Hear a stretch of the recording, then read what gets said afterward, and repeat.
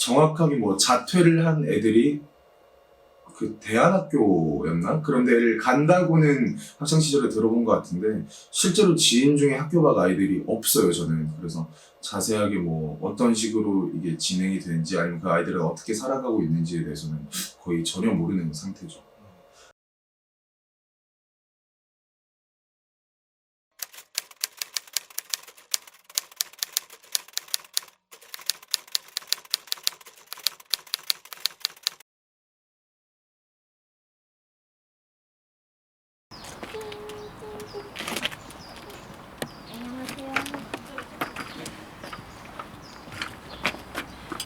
우선 저희 이제 공간은 이제 공유 공간 차원에서 대안가정의 하나로서 보육원에서 어쩔 수 없는 상황으로 퇴소하거나 또는 가출로 인해서 이제 갈 곳이 없는 청소년들이나 또 청년들이 자기 선택에 의해서 와서 입소해서 이제 주거 공간 같이 쓰면서 자립을 준비하는 곳입니다.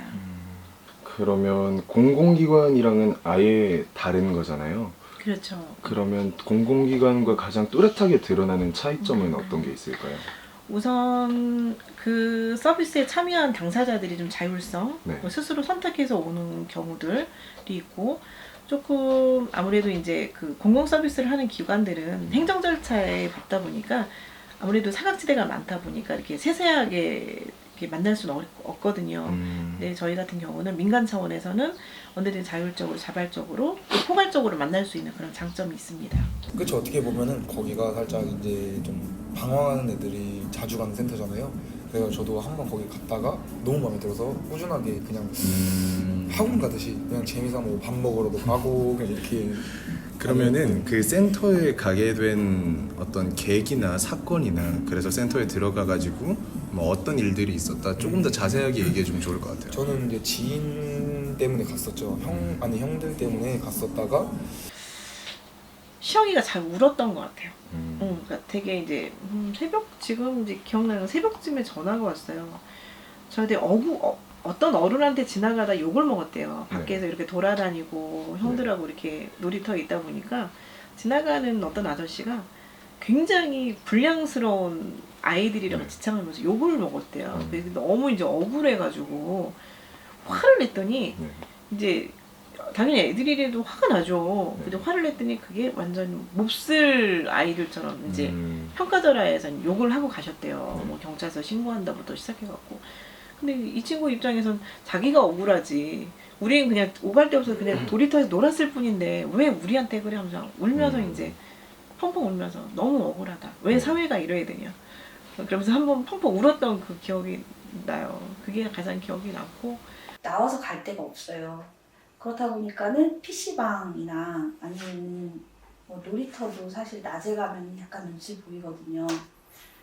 그런 곳에 아이들이 몰려있거나 그마저도 안 되면 집에서 있어요, 아이들이. 그러면 이제 부모님들 입장에서는 얘가 학교 그만둔 전에 밖에도 안 나간다라고 생각을 하시겠지만 이 아이한테는 이게 어쩌면 최선일 수도 있는 거예요. 옛날 때였으면 이제 솔직히 막 학교 밖 청소년이라고 하면 안 좋게들 이제 좀 노는 아이구나라고 생각을 했을 텐데 요즘에는 솔직히 저 친구들 중에도 이제 정상은 아니에요. 솔직히 이제 뭐 학교를 다니는 게 정상적이긴 한데 이제 검정고시가 나쁘지 않다라고 말하는 게 이제 좀 잘 되어 있기 때문에 솔직히 이제 검정고시 졸업장 그러니까 좀 이렇게 방황하는 친구들은 자퇴를 하잖아요. 자퇴율도 솔직히 많아지고 있어요. 그래서 검정고시가 나쁜 건 아니다. 똑같은 사람이다. 이제 뭐 적응을 못 하는 거죠. 그냥 솔직히 말해서 어디 가든 적응 다 잘하는 건 아니잖아요. 뭐 낯선 사람을 만났는데 누구는 말을 잘하고 누구는 말을 못하면 말 못하는 사람 그게 나쁜 건 아니잖아요. 뭐 정상적인 사람도 뭐 정상이 아니다. 정상적인 사람들에게 또 아니고 그냥 적응만 못하는 뭐에 적응만 못하는 사람이다. 근데 뭐 이렇게만 생각하는 것 같아요. 저는 시선 처리는데 그렇게 받아본 적은 없어요. 오히려 더 열심히 살면은 차라리 더 좋게 보는 사람들도 많았고 차라리 부러워하는 사람들도 많았어요. 애가 어렸을 때부터 돈을 벌고 나서 왜냐면 걔는 이제 졸업하면 돈이 없잖아요. 근데 이제 뭐 다 일은 한다는 건 아니지만 그래도 50대 50을 보면은 100명 중에 50명은 돈을 벌고 50명은 놀릴 거 아니에요. 그래도 그 50명이 되게 부러워하니까 돈을 버는 50명을 되게 부러워하니까 저는 오히려 더 좋다고 생각하는 편이었거든요. 시영이라는 친구는 이제 일을 하고 싶어서 학교를 그만둔 케이스인데 제 생각에는 되게 잘된 케이스라고 생각을 해요. 저희가 이혜경 이사장님께 들은 여러 친구들이 있는데 이 친구들이 전부 다 자기가 하고 싶은 일을 찾아가지고 취직해서 살아간다는 게 되게 대단해 보이더라고요. 그중에 사회복지를 전공하는 친구도 꼭 한번 만나서 얘기를 해보고 싶었는데 그러지 못해서 되게 아쉽죠. 한 친구가 잘 성장해서 자립을 하면 그 친구를 말면 10명이 성장을 하더라고요. 그러니까 적어도 그런 청소년들 10명만 저희가 앞으로 10년 동안 100명만 발굴을 하면 그 100명이 하나가 또 10명을 만들어내고 그러다면 더 많은 더 좀 더 좋아지는 세상이 되지 않을까 싶고요.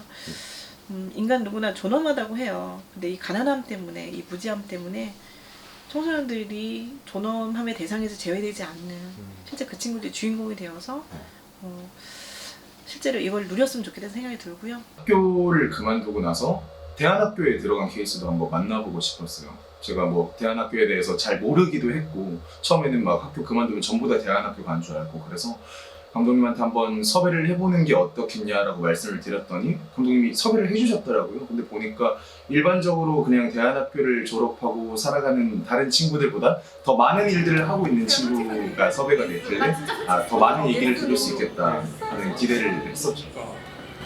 그러면은 할게 이거? 써언니랑 찐이야. 근데 지하고 이거. 좋아요 언니. 저희는 해주시면 안 돼요? 해주시면 안 돼요? 저 할 수 있어요. 내가 지금 왼쪽 하면 왼쪽 해야지 오른쪽 하면 시장님 뭐해? 나중에 시장님 내가 씻을게. 지금은 우리가 하는 아. 제목으로는 다 있어. 이렇게 하고 너가 나중에 왼쪽 가면 하면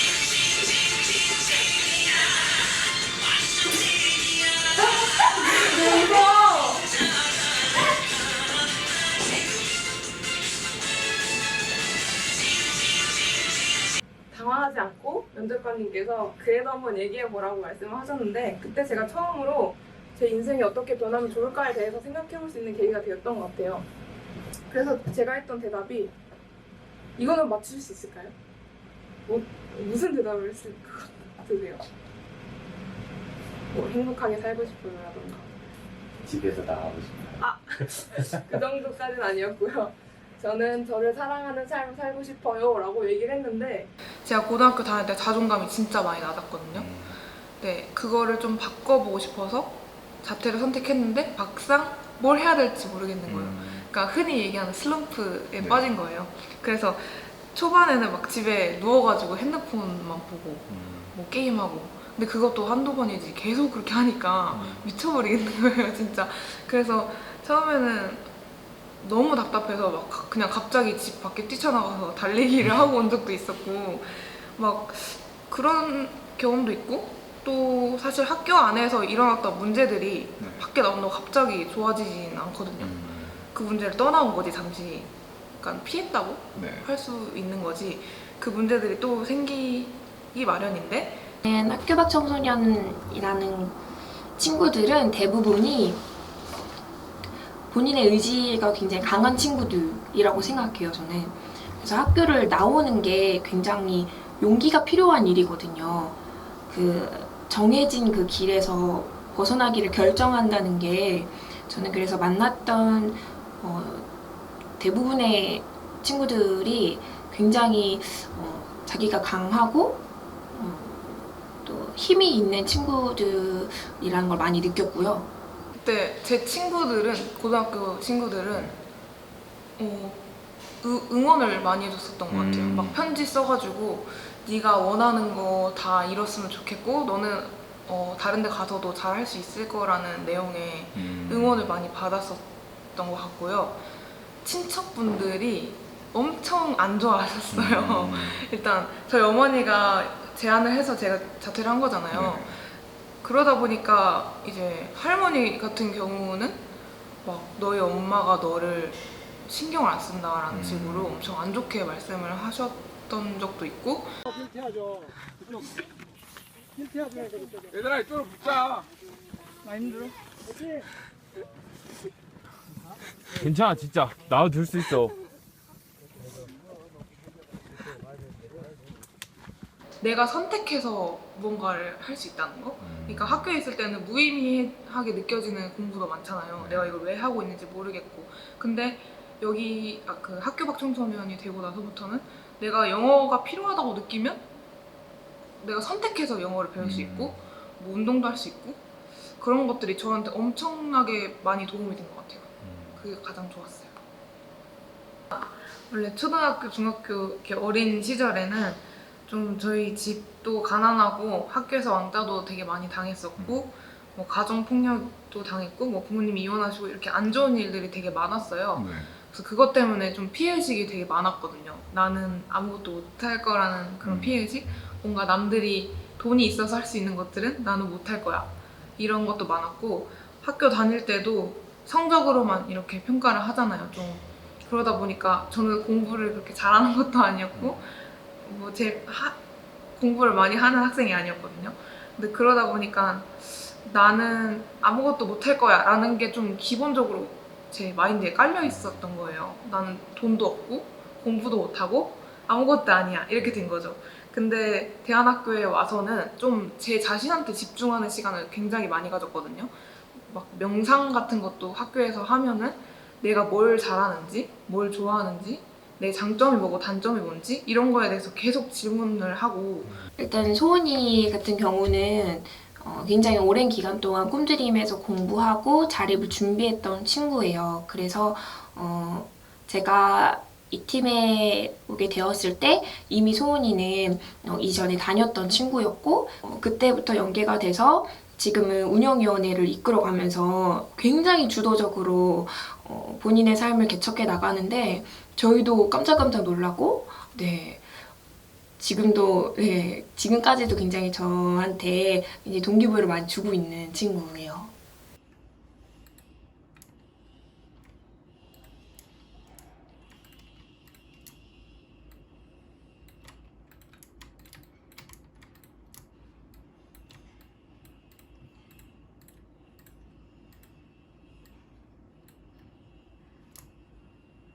지금은 그래픽 디자이너 일을 프리랜서로 하고 있고 제가 사실 블로그하고 유튜브를 운영하고 있는데 제가 학교 밖 청소년으로서 겪었던 도전들이나 경험 같은 거를 블로그에 많이 쓰고 있거든요. 근데 그러다 보니까 되게 제가 힘들었던 것처럼 지금도 힘들어하는 애들이 많더라고요. 여러 문제들에 대해서. 그래서 그 도전기를 담은 책도 원고를 쓰고 있거든요. 올해 출간 목표로 한번 책이 나올 수 있었으면 좋겠어요.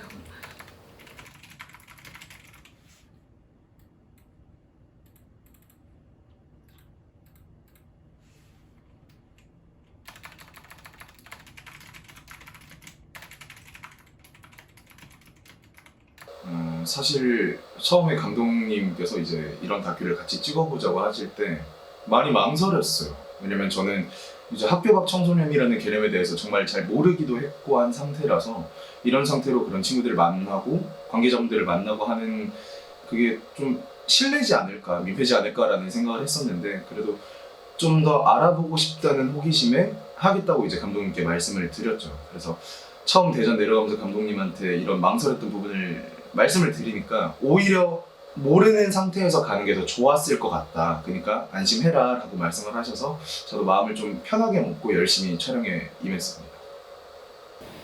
요즘 세상은 또 다르잖아요. 막 되게 많은 꿈들을 찾아갈 수 있는 길이 많이 열려 있고 꼭 학교가 아니더라도 자기가 원하는 것을 찾아서 그렇게 살아갈 수 있는 사람들이 많으니까 좀 너무 이렇게 양아치 같다는 그런 편견을 좀 안 가져주셔도 될 것 같고요.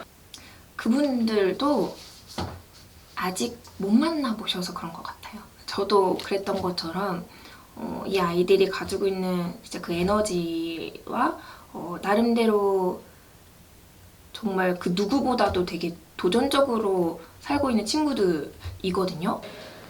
청소년 요금이 있잖아요. 네. 따로. 근데 그럴 경우에 좀 학생증을 요구하는 경우가 있었거든요. 근데 그때 청소년증을 주면 꼭 학생증이어야 된다고 하면서 거절당했던 경험도 되게 많았어요. 되게 민망하고 그랬었는데 제가 막 홈페이지에 문의해봤을 때는 청소년증도 된다고 했는데 막상 창구에 가면 무조건 학생증이어야 된다고 하고 그럴 때도 많았고 이벤트나 대외 활동 같은 거 참여할 때도 모집 대상에 고등학생, 중학생 이렇게 돼 있는 경우가 많아서 좀 소외된다? 투명 인간 취급받는다? 라는 생각이 들 때도 있었거든요. 저는 피해의식 때문에 여행을 가기 싫어했었거든요. 나는 돈이 없어서 못 갈 거라고 생각을 해놓고 좀 제가 만든 틀에 저를 가둬놓고 그렇게 생각을 했었는데 도전하고 제가 원하는 게 뭔지 생각하면서 살다 보니까 지금 제가 알바해서 번 돈 그리고 대외 활동으로 15개국 정도 배낭여행을 다녀왔어요. 근데 그런 것도 그렇고 제가 사람들 앞에서 카메라 앞에서 춤추고 영상 올리는 것도 사실 처음에는 되게 힘들고 무섭고 좀 그런 게 있었는데 지금은 제가 엄청 막 남미 땅에 가서도 춤을 추고 자신감 있게 이렇게 살고 있거든요. 그러니까 좀 자기가 원하는 자기의 모습을 최대한 상상해서 꿈꾸면서 살았으면 좋겠어요. 뭐든지 다 될 수 있으니까 뭐든지 다 할 수 있다는 자신감을 주고 싶어요.